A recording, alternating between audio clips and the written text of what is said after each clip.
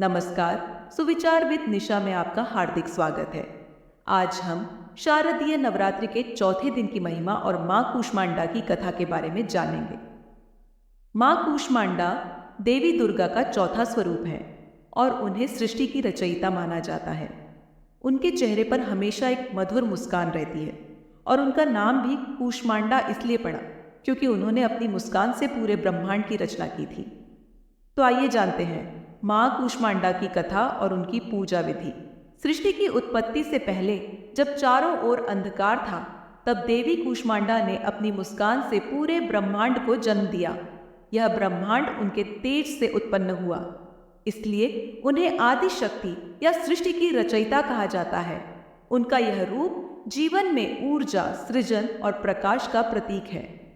मां कूष्मांडा 8 हाथों वाली देवी हैं, जिनमें कमंडल, धनुष, बाण, कमल, अमृत कलश, चक्र, गदा और जपमाला धारण करती हैं।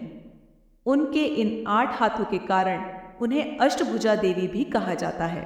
उनकी कथा हमें यह सिखाती है कि हर नई शुरुआत और हर सृजन के पीछे शक्ति और ऊर्जा की आवश्यकता होती है, और मां कूष्मांडा उसी शक्ति और सृजन की देवी हैं। उनकी पूजा करने से साधक को न केवल शारीरिक बल्कि मानसिक शक्ति भी प्राप्त होती है। मां कूष्मांडा की यह कथा हमें यह सिखाती है कि हमें जीवन में हमेशा सकारात्मक दृष्टिकोण अपनाना चाहिए। जब हम मुस्कुराते हैं और अपने जीवन की हर परिस्थिति को स्वीकार करते हैं, तो हम अपने चारों ओर सकारात्मकता और ऊर्जा का संचार कर सकते हैं। अब जानते हैं मां कूष्मांडा की पूजा विधि। नवरात्रि के चौथे दिन मां कूष्मांडा की पूजा बड़े भक्तिभाव से की जाती है। इस दिन साधक हरे या पीले वस्त्र पहनते हैं, जो ऊर्जा और समृद्धि का प्रतीक माने जाते हैं। मां को भोग में ताज़ा फल अर्पित किए जाते हैं, खासकर कद्दू, क्योंकि मां कूष्मांडा कद्दू को अत्यधिक प्रिय मानती हैं।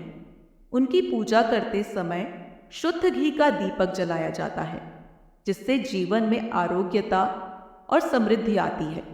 मां कूष्मांडा की पूजा से साधक को आरोग्य, ऊर्जा और समृद्धि का आशीर्वाद प्राप्त होता है। कहा जाता है कि उनकी आराधना करने से भक्त के सारे कष्ट दूर होते हैं और जीवन में सुख शांति का वास होता है।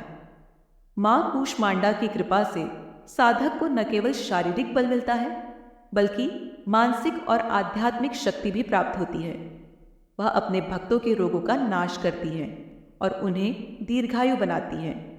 उनका आशीर्वाद जीवन को प्रकाशमय और ऊर्जावान बनाता है।